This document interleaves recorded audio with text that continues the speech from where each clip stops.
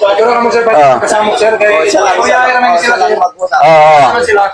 Ala, sige na, Nay. Dili ka. Sige na, Nay. Kuya sila. Oo. Dili ka mo. Dito lang tayo, mag-usap. Kinsa man idong? Oh, mag-video tayo.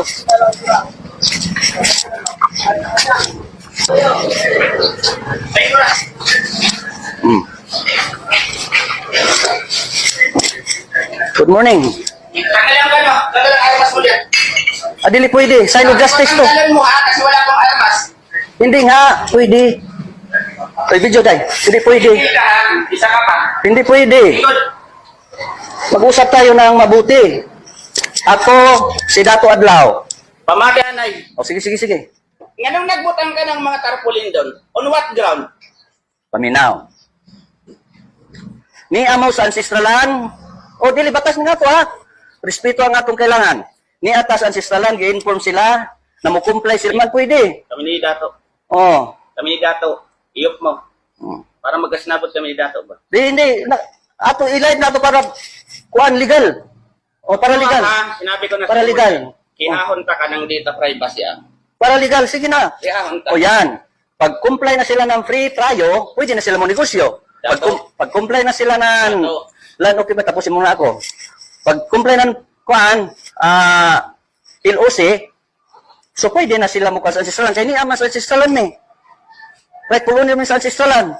Sundon tambatas, inconsistent to Republic Act 371, April Law of 1997, Divine Customary Law, since time immemorial, nandito sa management sa Federal Tribal Government of the Philippines. Yan lang. Batas ang sinusunod namin para sa kalinaw, kaangayan, panaghiusa. Dato, tag-warningan kita ha. Opo. Oh. Utang ina Dato. Di wag mo kumarahin, hindi ako, Dato, ako... wala pang Republic of the Philippines. Pamati anay ha. Kami mga dato ng decision makers ancestralan. Pamati ha. Kanos ka kami dili nagrespeto sa balaod niya. Ganun ang imo na balaod sa bang imo matuman. Tapos naman ang 50 years. Tanong ko, Oo. Tapos na ang 50 years sa civil government. nag-invoke ka ng respeto sa kahustisya ha? Opo. So ngayon, You must know how to respect sa di ka mag-in-English. ha? Dili ko kasabot og in-English. Kay tribo ko. Bisaya rata. Oh, Bisaya rata. Batas sa batas. Inconsistent to Republic Act 371 ng April of 1997 na supersede na repealed. Ang tanang batas sa civil government will only assist, protect, promote Di ka mo undan. the right of indigenous cultural communities. Ha? Mao? Rights na mo. Sige. O rights na mo. Magkaso kayo kung magkaso kayo. Yan lang. Kung sa legality, sundin natin. Dahil nandito kayo sa ancestralan. Dapat mo comply kayo ng free prayo sa rightful owners sa ancestralan na mag-operate ka mo sa ancestralan. Kaya na-supersede, na-repeat ang batas sa civil government. Para sa kaangayan natong tanan. Pareho ra ka Pilipino. Respeto lang ang among gipangayo para sa kaangayan. Hindi ka lagi nagre-respeto sa katungod ng ibang tao. Kung gusto mo mag-file ka sa korte, mo yung gusto mo.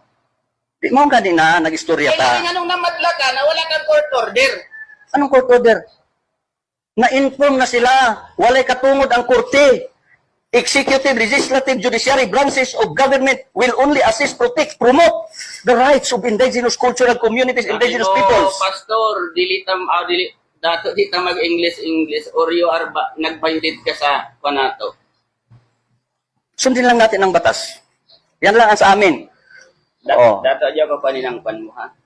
Ay hindi, batas tong atin, batas. Dato, naghangya ko sa imo pa bilang hippie dire. Kung gusto mo ng peaceful na kwan. Oo, kaya nga nag-usap tayo ng peaceful. Sundin natin ang batas. Man ka diri. Wala man ta magubot ang ato lang. Respeto na itong batas sa Diyos. Batas sa Diyos ang amo Sukuhin gidala. mo ng konsulti mo. Asa man ko dapit, Aware ka. sir na sukuhay. Nag-i-invoke ka ng katungod mo sa kabalaod, pati Ginoo tag-invoke mo, tapos dili ka magrespeto sa katungod ng ibang tao. Hindi. Yan, di ba kita? Nagrespeto ako. Nag-explain ako. Hindi lisod sa mo ton. pagkanang ko na yan. Kaya nga, ito diplomat, exemption sa any mandatorious authority sa government. But mong ipasabutan ng diri, padlakan mo kasi gusto mo. Kundi mo comply. Kasi gusto mo. Kung dili mo comply, hindi ko gusto. Batas. Batas. Oh, nakalive yan, batas. Tibok kalibutan yan. Sundin natin ang batas para sa kalinaw.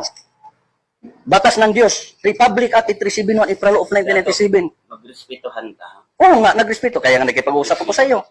Tapos tagpahunong ka ng polis, dili ka mumuhunong. Dili lagi pwede. Wala jurisdiction ng pulis. Assist ra mo. Kay organisasyon ra mo. Assist mo sa matuod na panggobyerno. Federal Tribal Government of the Ano Philippines. pangalan mo dato? Dato Adlaw. Ang complete 72 Spiritual Advisor. pwede mo. Basahin mo. Ano? Hmm. Ano ang pangalan mo? Yan. Videohan mo yan. Ay, check ko dun sa kwan. O, sige. Para may problema. Hmm. Anong complete nimo? Nadia. Para mag-check ako dun sa IP. Asa dire? Hmm. Pinsa man lagi na, aman lagi ginagit. Check.